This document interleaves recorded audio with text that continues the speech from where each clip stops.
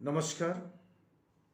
मु शंकर पात्र, सभापति जिला ओबीसी मंच बलांगीर। आज आपण मानू कार्यक्रम ओबीसी दिशा और दुर्दशार द्वितीय श्रृंखला ओबीसी किए को स्वागत करुछि। ओबीसी किए, अन्य पछुआ वर्ग किए, हुई ओबीसी, यही प्रश्नर उत्तर खोजापी चलतु केतोटी दिगरु तर्जमा करिबा। प्रथम रे सरल रे बुझा को प्रयास करा जाओ।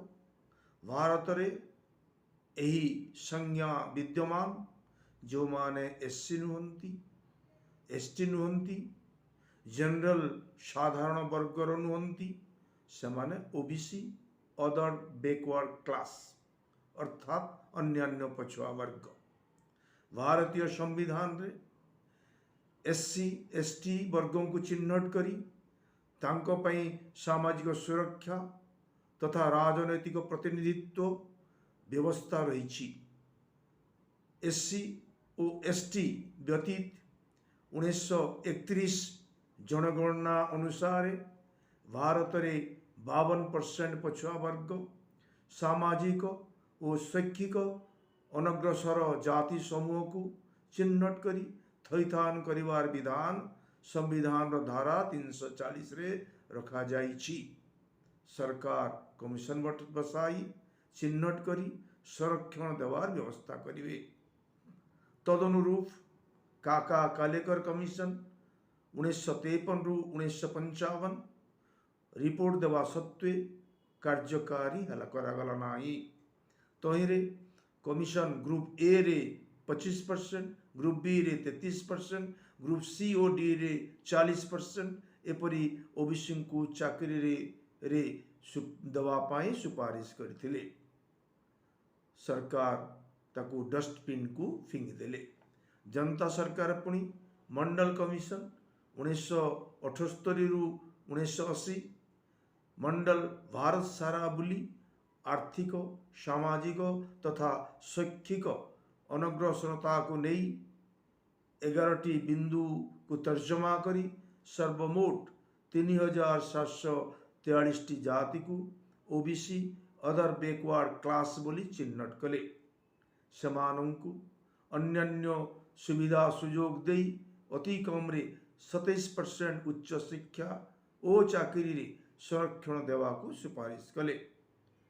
1989 अगस्त 8 तारिख रे केंद्र सरकार अनुमोदन क्रमे केवल सरकारी चाकरी रे 27% आरक्षण देवार व्यवस्था करागला। 16 डिसेम्बर 1992 रे सुप्रीम कोर्ट मध्य यह कायम रखिले। तेणु ओबीसी अदर बैकवर्ड क्लास एक सांविधानिक नाम चिन्हट और मान्यता प्राप्त OBC is identified and recognised. द्वितीय जाति आधार को विचार कले अगरिया, कुलता, डुमाल, तेली, माली, गौड़, भुलिया, गुड़िया, सुनारी, कंसारी, कमार, कुम्हार, भंडारी आदि सर्वमोट 3743 जाति भारतवर्ष रे ओ 200 जाति ओडिशा राज्य रे मंडल कमिशन चिन्हट करिसंती। तर्जमा सापेक्ष जे एसबु जाति भितरे कौन एभली सामंजस्य रही जे समान को गोटे वर्ग ओबीसी हिसाब रे चिन्हट करागला। मुख्यतः तीनोटी बलिष्ठ सामंजस्य एमान को भितरे देखा मिले। प्रथम एमाने शारीरिक परिश्रम अथा श्रमजनित कार्य करी जीविका निर्वाह करती तथा देशर उन्नति साधन करती। द्वितीय पुणी एमाने कुशली टैलेंटेड कौनसी ना कौनसी कार्य करिबारे एही जाति मानकर दक्षता रही। तेणु एमानंकु आर्टिसन गोष्ठी मध्य कहा जाए। धंदामूलक कार्य रे एमाने निपुण। तृतीय एमाने धर्म को मानुथिवा वर्ग बुझंतु बा न बुझंतु धर्म को मानती किंतु धर्म बुझेवा वर्ग नुहंती। विडंबना ही जे भारत रे दक्ष तथा परिश्रमी जाति पछुआ केमिति। तृतीय रे वर्ण भेद रे विचार करा जाओ। ओबीसी माने ब्राह्मण, क्षत्रिय, वैश्य कि शूद्र। साधारण रे जानिबा उचित ओबीसी माने द्विज नुहंती। एमानंकर व्रत उपनयन संस्कार हुए नाही, ताहा केवल ब्राह्मण, क्षत्रिय, वैश्यंकर हुए। शूद्र ओ स्त्री मानंकर व्रत उपनयन संस्कार हेउ नथिबारु एमाने ब्राह्मण, क्षत्रिय, वैश्य बोली दाबी करिबा असंगत बोध हुए। पैता पिंधुथुवा समस्त गोष्ठी ब्राह्मण, क्षत्रिय बा वैश्य होई न पारंती, किंतु पैता पिंधु नथिबा व्यक्ति शूद्र बोली धरा जाए, एपरिकी नारी जाति मध्य। ओबीसी वर्ग अंतर्गत किछि जाति निजकु ब्राह्मण पाखापाखि भावी गौरव मने करंती ओ क्षत्रिय, वैश्य बोली दाबी करंती। किछि जाति न्यायालय को मध्य जाइछंती। उदाहरण स्वरूप 1927 रे माद्रास हाईकोर्ट IRL 52 रे यादव माने शूद्र बोली स्पष्ट करिछंती। 1916 रे कलिकता हाईकोर्ट 20 WM 901 रे कास्त माने शूद्र बोली सूचित करिछंती।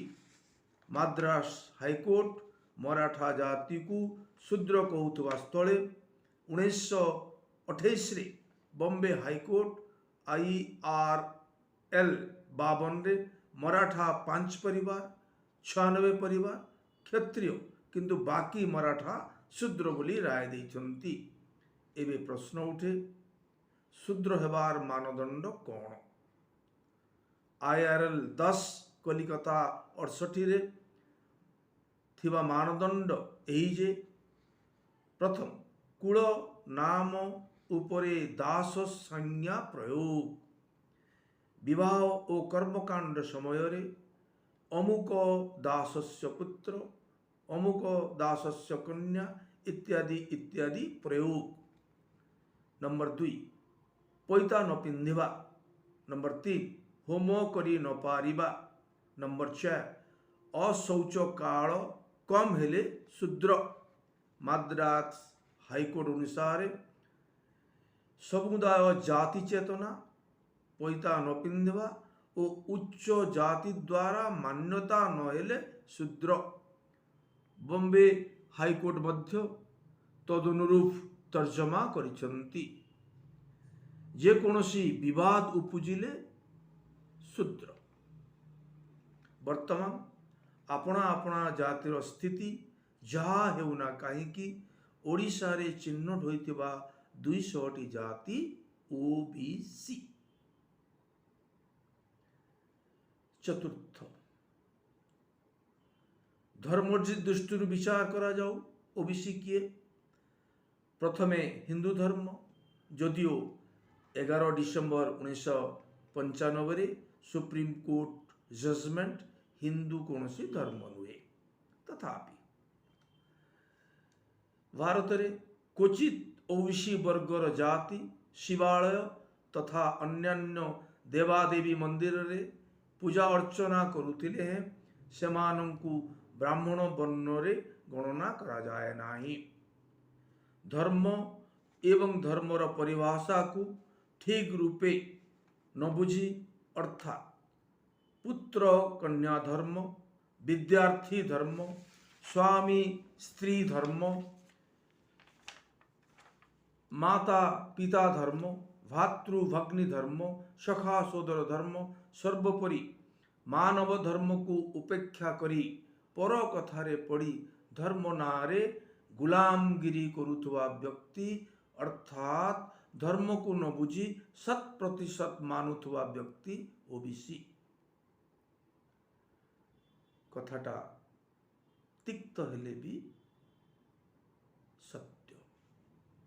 फल प्राप्तिर आशा न रखी भक्ति योग, कर्म योग, सेवा, दान त्याग इत्यादि को धर्म बोली भावन्ति ओ करन्ति। जदियो गीतारे कृष्ण स्पष्ट करिछन्ति जे ज्ञान सहित भक्ति, ज्ञान सहित कर्म, ज्ञान सहित सेवा, दान, त्याग, तप करुवा व्यक्ति मोक्ष को प्राप्त हुवन्ति, मते प्राप्त हुवन्ति। अर्थात ज्ञान सहित धर्म कर्म कले भगवान प्राप्ति। आपण माने जानी आश्चर्य हेबे, शूद्र जातिरु धर्मांतरित होइथिबा मुसलमान, ख्रिस्टियान, बौद्ध, जैन, सिख माने मध्य ओबीसी वर्ग रे अंतर्गत ओ संरक्षण प्राप्त। केवल एसटी माने जो धर्म ग्रहण कले भी समाने एसटी। वर्तमान समस्ते द्वंद्व रे पड़िबा स्वाभाविक। पठाण माने केमती ओबीसी हेले, ख्रिस्टियान किपरि ओबीसी हेले, आश्चर्य हेले भी सत्य। पंचम, मूल निवासी तत्व। वर्तमान निवास स्थान दृष्टि ओबीसी किए जानिबा तर्जमा करा जाऊ। ओबीसी निवास स्थान केउठी? सेमाने भारतवर्षर बा आगमनकारी। ओबीसी माने इतिहास हुए भारतवर्षर आदिम अधिवासी मूल निवासी। सिंधु सभ्यतारु आरंभ करी एजावत भारतवर्ष एमानंकर निवास स्थली। आर्य माने प्राय 4500 वर्ष पूर्वे विदेशरु भारतवर्ष को आसी वर्ण व्यवस्था सृष्टि कले। निजकु ब्राह्मण, क्षत्रिय, वैश्य बोली वर्णना कले ओ वर्ण क्रमरे शिक्षा, शासन और संपत्ति उपरे अधिकार जमेइले। भारतर समस्त मूल निवासी मानंकु शूद्र और अति शूद्र दर्जा देले, सेवा करिवार अधिकार देले। यह आश्चर्य हेले भी सत्य। एठाकार मूल निवासी राजा, महाराजा एपरिकी सम्राट मानंकु मध्य शूद्र वर्ण रे स्थान देले। उदाहरण स्वरूप मौर्य वंश, सम्राट वंश, आधुनिक भारत रे ओबीसी। गौतम बुद्ध, शाक्य वंश, राजवंश आज ओबीसी। मराठा जाति शिवाजी वंशधर आज ओबीसी। निजकु क्षत्रिय बोलाउथिबा जादव आज ओबीसी। 1542 रु 1557 गजपति भोई वंश ओडिशार आज ओबीसी।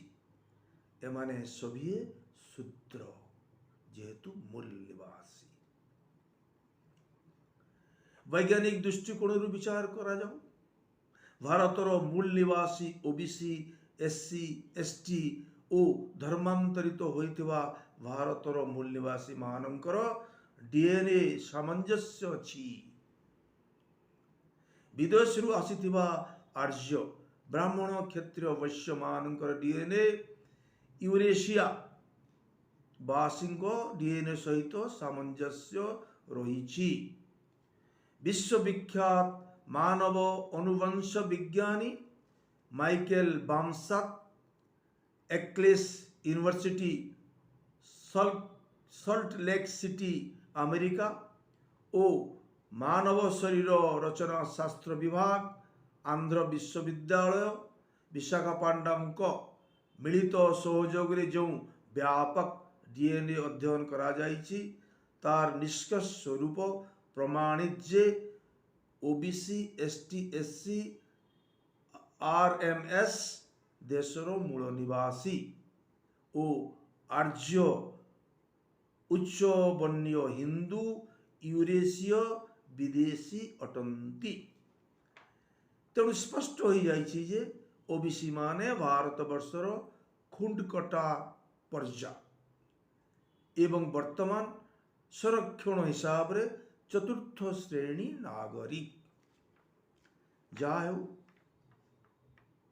200 जाति ओबीसी ओडिशा रे कॉन्स्टिट्यूशन मान्यता प्राप्त किंतु एमानक पाई एमानकर विकास पाई कोनसी भी सरकार योजना करिनाहंती बजेट करिनाहंती काहे कि यह ओबीसी माने चिंतन करवा उचित आगामी सोपान रे विकास कोण तारी उपरे तर्जमा करा जिवो आपण मान को धन्यवाद साधुवाद निजे तर्जमा करंतु मंथन करंतु ओबीसी मानकर विकास पाई सजाग हुंतु। नमस्कार।